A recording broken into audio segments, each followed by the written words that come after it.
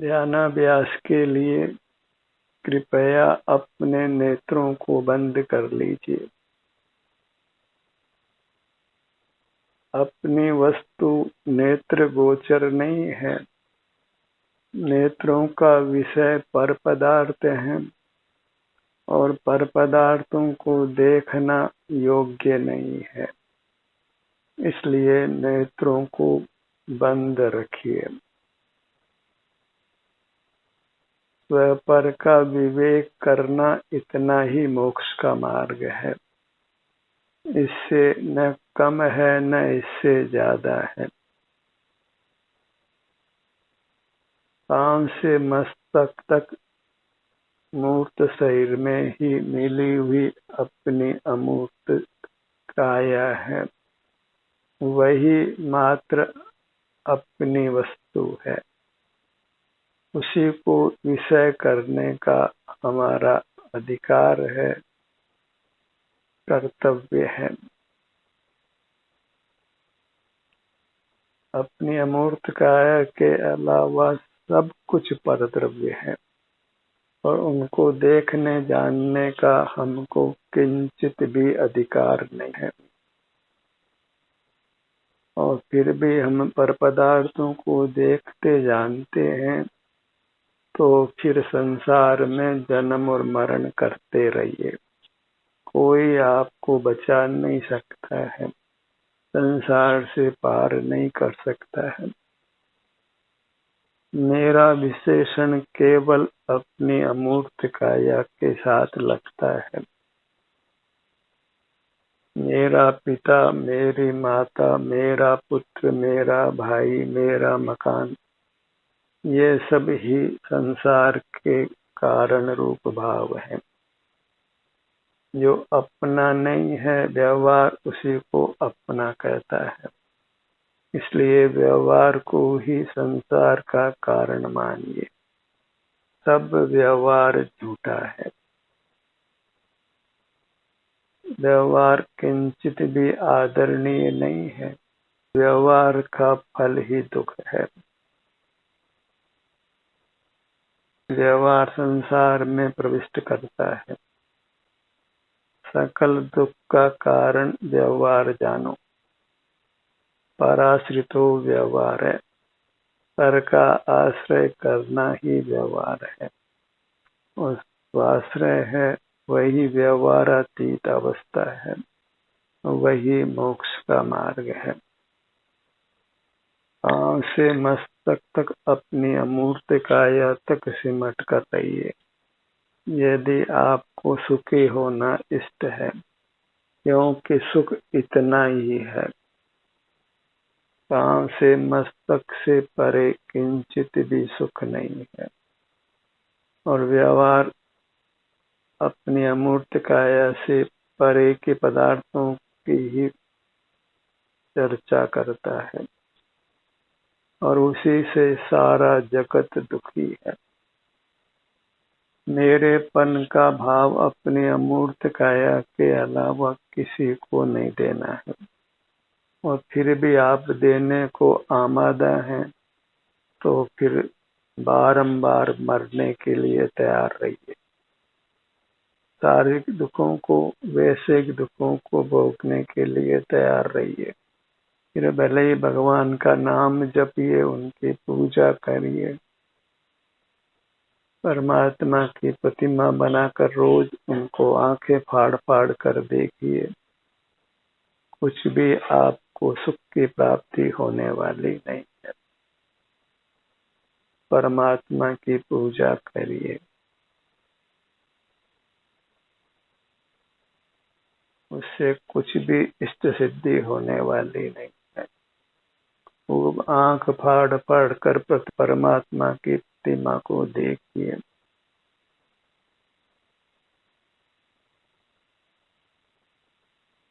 अपना ही ग्रहण करना है।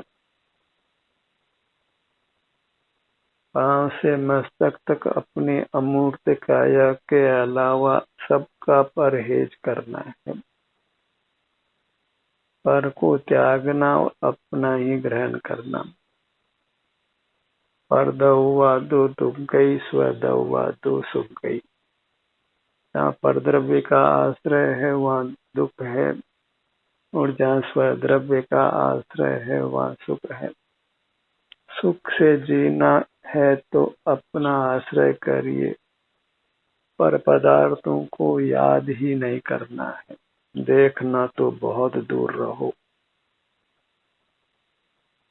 और हम संसार में ही रहने के लिए कृत संकल्प हैं, तो फिर कुछ भी धर्म का उपदेश ग्रहण मत करिए। वृथा ही अपने को धर्मात्मा कहलाने से कुछ सिद्धि नहीं है।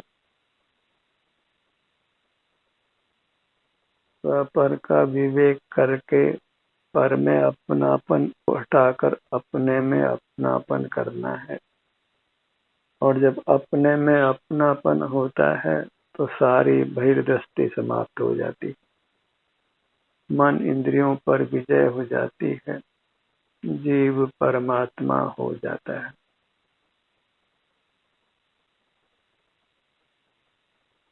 संयोगों में ही सारी बुद्धि लगी रहती है, फिर भी हम सुख की कामना करते हैं। यही वास्तव में आश्चर्य है।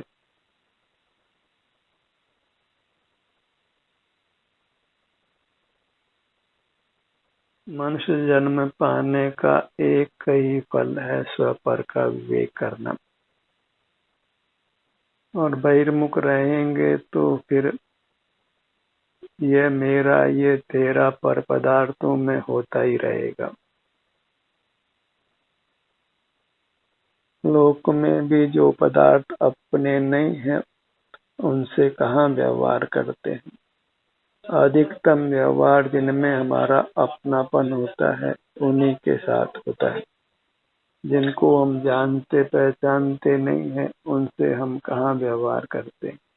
जो हमारे ज्ञान का विषय नहीं बना है उसके साथ कहाँ व्यवहार करते हैं। बहुत बड़ी जनसंख्या बाहर रहती है, हम किस किस के साथ व्यवहार करते हैं। जो कोई हमारे ज्ञान का विषय बन जाता है उसी के साथ व्यवहार खड़ा हो जाता है। और अगर किसी को भी अपने ज्ञान का विषय नहीं बनाते तो फिर व्यवहार समाप्त हो जाता है और हम परमात्म दशा को पा लेते हैं। अब अपनी अमूर्त काया ही अपनी है, बाहर कुछ भी अपना नहीं है। बाहर के पदार्थों को बिल्कुल देखना जानना नहीं, यदि मोक्ष के कामना है तो। ज्ञाता दृष्टा के नाम पर बाहर रहना, उससे बड़ा तो कोई अपराध हो ही नहीं सकता है। क्योंकि ज्ञाता दृष्टा रहना जीव का किंचित भी स्वभाव नहीं है। जीव का स्वभाव अपने सुख को भोगना है, पर पंचायती करना लोक में भी अच्छा नहीं माना जाता है। अपना ख्याल रखो, लोक भी यही उपदेश देता है। अपनी संभाल करो, अपने से मतलब रखो, दूसरों में हस्तक्षेप मत करो। बाह्य पदार्थों को जब विषय करते हैं तो फिर सकल व्यवहार खड़े हुए बिना नहीं रहता है। जो पदार्थ हमारे उपयोग के विषय बनते हैं उनमें मेरापना खड़े हुए बिना नहीं रहता है। और जहाँ पर में मेरापना है वहाँ फिर दुख का संसार खड़ा हो जाता है। इंद्रिय ज्ञान का ही निषेध करिए, कम से कम इंद्रिय ज्ञान को बुरा तो जानिए। इतना यदि आप कर लेते हैं तो भी मनुष्य जन्म को सार्थक समझो। क्योंकि जहाँ इंद्रिय ज्ञान को बुरा जाना तो फिर हम बहिर्मुखता को बंद करने का प्रयत्न करने ही लगते हैं। क्योंकि बुरे काम को कौन करना चाहता है। हम वास्तव में इंद्रिय ज्ञान को बुरा ही नहीं जान रहे। और इसको बुरा जान लें तो बुराई छोड़ने को तो प्राय सब जीव तत्पर रहते ही हैं। हम हिंसा को बुरा जानते हैं, झूठ को बुरा जानते हैं, चोरी को, अब्रह्म को, परिग्रह को बुरा जानते हैं, क्रोध, मान, माया, लोभ को बुरा जानते हैं, पर इंद्रिय ज्ञान को बुरा जानने वाले जीव तो अत्यंत विरल है। इसीलिए प्राय धर्म का लोप हो गया है। भले ही परमात्मा को हम जिनेंद्र कहते हों कि उन्होंने इंद्रिय ज्ञान का निषेध किया है, उस पर विजय प्राप्त की है, पर हम इंद्रिय ज्ञान को बुरा जानते ही नहीं है। इंद्रिय ज्ञान का निरोध करना इतना ही धर्म का स्वरूप है। अहिंसा, सत्य, चोरी, ब्रह्मचर्य, अपरिग्रह ये तो शुभ विकल्प हैं, इनमें धर्म का लेश भी नहीं है। पर को नहीं मारना, इसमें तो पर खड़ा है। सच बोलना, इसमें भी पर खड़ा है। चोरी नहीं करना, इसमें भी पर खड़ा है। ब्रह्मचर्य से रहना, इसमें भी पर खड़ा है। और परिग्रह नहीं रखना, इसमें भी पर खड़ा है। ये सब विकल्प पर के आश्रित हैं, तो इसमें कहीं स्वपर का विवेक नहीं होता है। स्वपर का विवेक इतना ही है कि अपनी मूर्त स्व है और बाकी सब पर है, पर को देखना जानना नहीं। वह सुख स्वरूप है तो इसको भोगना है, इसका अनुभव करना ही सुख का अनुभव करना है। स्व वस्तु है वह अनुभव करने योग्य है, और जो पर वस्तु है वह देखने जानने योग्य नहीं है, क्योंकि उसका अनुभव तो हो ना शक्य ही नहीं है। क्योंकि अनुभव सुख दुख का होता है और पर का सुख दुख का अनुभव हमको नहीं हो सकता है। और मूर्त पदार्थों में तो सुख दुख होता ही नहीं है। अनुभव मोक्ष का मार्ग है तो उसमें सर्व ही पर के जानने का निषेध आ गया। कुछ भी पर का जानना नहीं है, बहिर्मुख होना ही नहीं। जब पांव से मस्तक तक अपनी अमूर्त काया ही अपनी है, और अमूर्त होने से वह इंद्रिय गोचर नहीं है, मन गोचर नहीं है, मस्तिष्क गोचर नहीं है, क्योंकि वह पराश्रय से गोचर नहीं है। इंद्रिय, मन, मस्तिष्क तो प्रकट ही पर है, वह तो प्रत्यक्ष संवेदन गोचर है। आंख से मस्तक तक ये मैं हूँ यहाँ का आराम वेदना हमें प्रत्यक्ष अनुभव में आता है। कोई इंद्रिय, मन, प्रकाश आदि की सहायता नहीं लेनी पड़ती।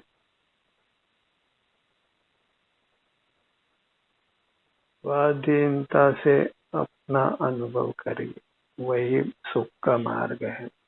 और पराधीनता से होने वाले ज्ञान को बंद रखिए, वही वास्तव में पाप है। जो अपने स्वरूप से च्युत है, अपने अमूर्त काया से च्युत है, वह पापी है।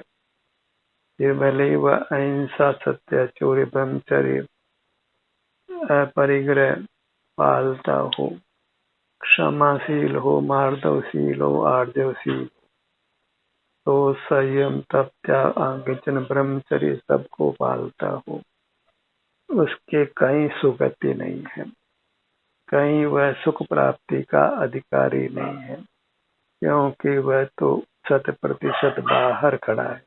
और जो बाहर खड़ा है उसकी दुर्गति निश्चित है, उसको मोक्ष दूर दूर भी नहीं, सुख दूर दूर भी नहीं है। तो धर्म के नाम पर अधर्म का सेवन नहीं करना है, अंधेरे में नहीं जीना है। धर्म नाम से पर का विवेक करना है, और उसके बल पर को देखना जानना नहीं है, और अपना अनुभव करना है। आप इंद्रिय गोचर नहीं है, मन गोचर नहीं है, मस्तिष्क गोचर नहीं, और आप भी इन सब के गोचर होता तो ये भी पराधीन होता। और मोक्ष मार्ग तो पराधीन नहीं होता है। किसी अणु मात्र की जरूरत नहीं है मोक्ष मार्ग के लिए, अपना अनुभव करने के लिए। न देव की जरूरत है, न गुरु की, न शास्त्र की, न माता पिता और अन्य परिजन के, मित्रों की, समाज की, राष्ट्र की, किसी की कोई अपेक्षा नहीं। किसी के आगे हाथ नहीं फैलाना है। उस सब में स्वाभिमान नष्ट होता है। परमात्मा जो बाहर कल्पित किया गया है, उसके दर्शन पूजन करना भी वह हाथ ही फैलाना है। सुख की आशा पर से ही करना है। पर को ही विषय बनाना है तो वहां फिर पर में ममत्व होगा।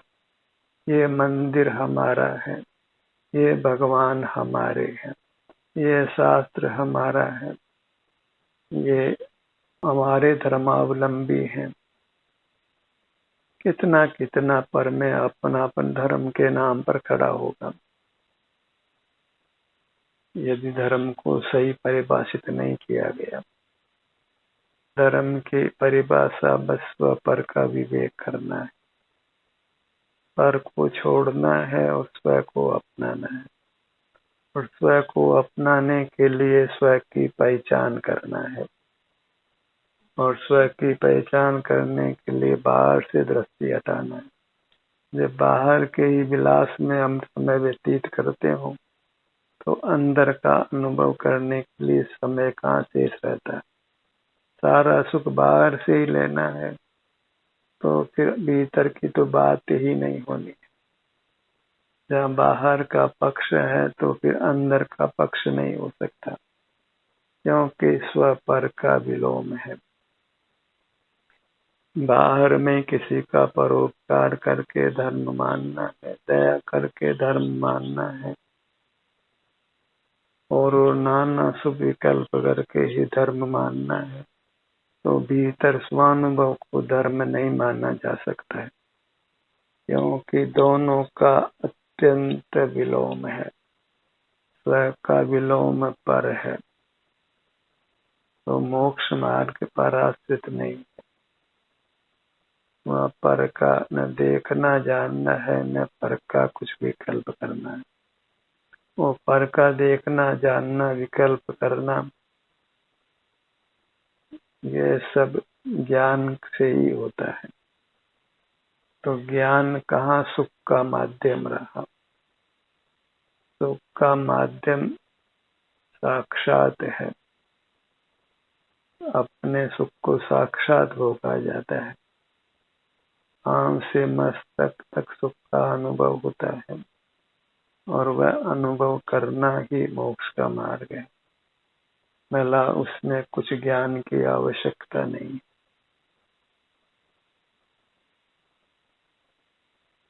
जहाँ पर से हटते हैं, पर का जानना बंद करते हैं, तो स्वतः ही हमको अपना अनुभव होने लगता है। ज्ञान के निरोध का नाम ही सुख का अनुभव करना है।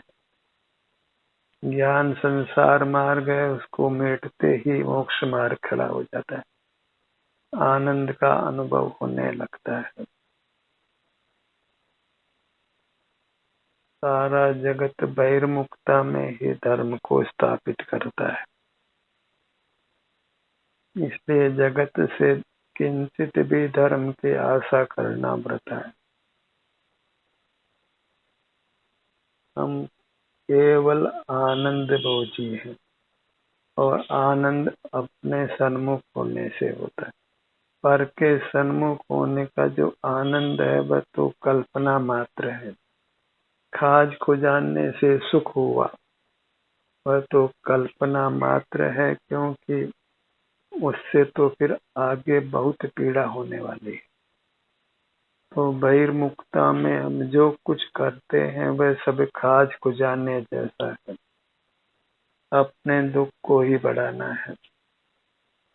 जो भी हम सुख लेते हैं, खाने पीने पहनने का, वाहन का, मित्रों का, परिवार का, वह सबका सब खाज को जाने का सुख है, जिसके बाद घोर पीड़ाई होने वाली है।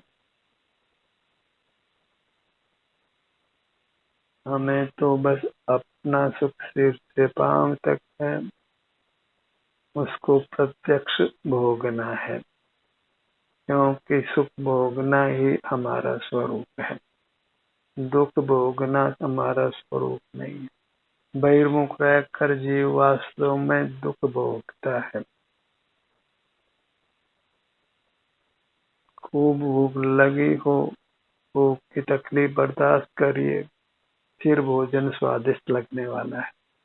खूब प्यास की तकलीफ बर्दाश्त करिए, फिर आपको पानी स्वादिष्ट लगने वाला है। खूब सर्दी पड़े तो रजाई अच्छी लगने वाली है। खूब गर्मी का दुख भोगिए तो फिर एसी अच्छा लगने वाला है। वह सुख वास्तव में एक दुख के प्रतिकार करने का प्रयत्न है, पर उससे दुख बढ़ता है। खाज को जाने से सुख लगता है, लेकिन उससे खाज बढ़ती है। शराब पीने से अच्छा लगता हो किसी को, पर उससे शराब पीने की वांछा बढ़ती है। इस प्रकार बाहर में सुख पाने का प्रयत्न करने से सुख और दूर जाता है।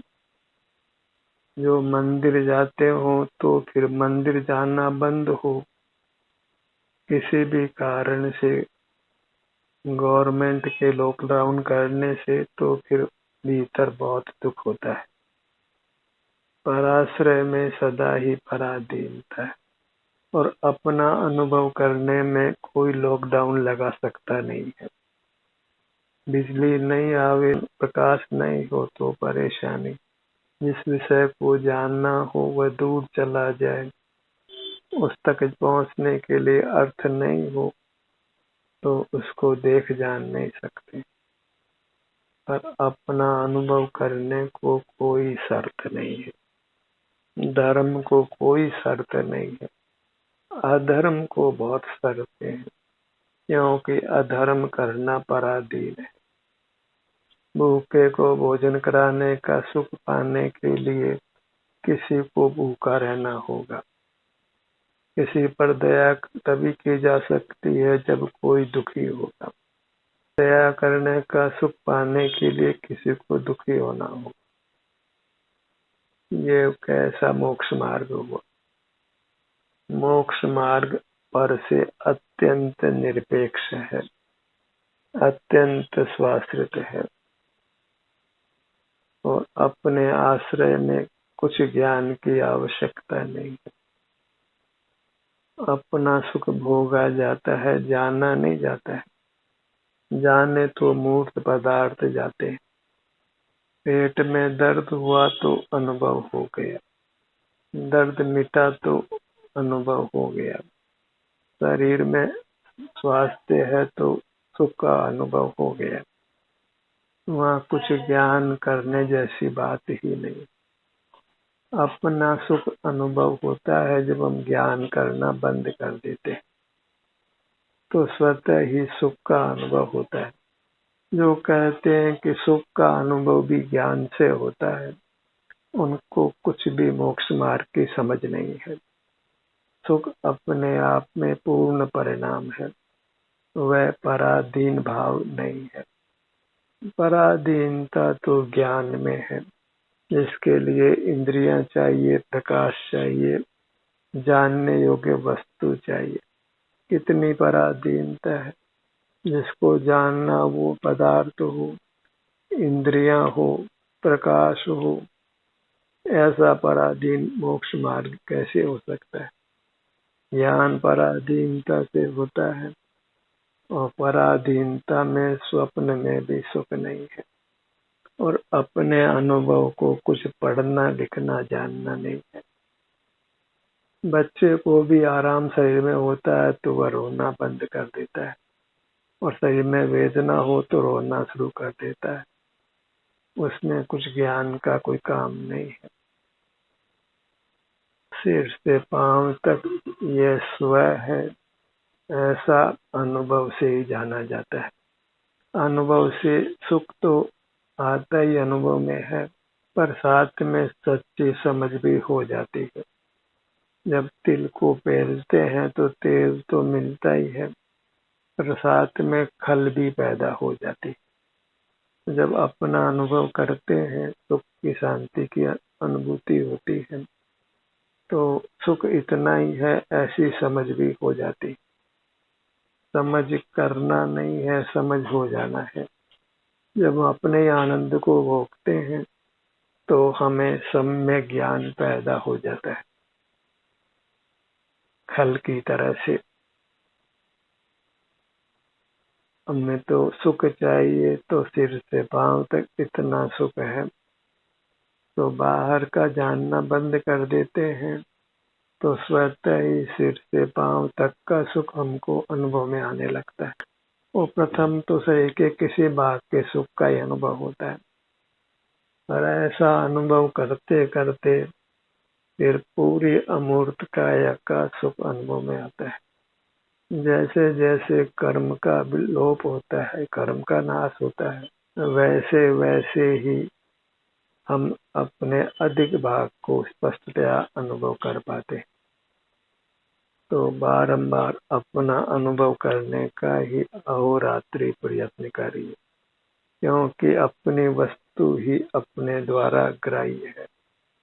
और पर पदार्थों के जानने में खड़े रहकर अपना नाश मत करिए, अपनी हिंसा मत करिए, अपने को दुखों में मत डालिए। ध्यान का ये सत्र यही समाप्त होता है। आपकी सहभागिता के लिए धन्यवाद।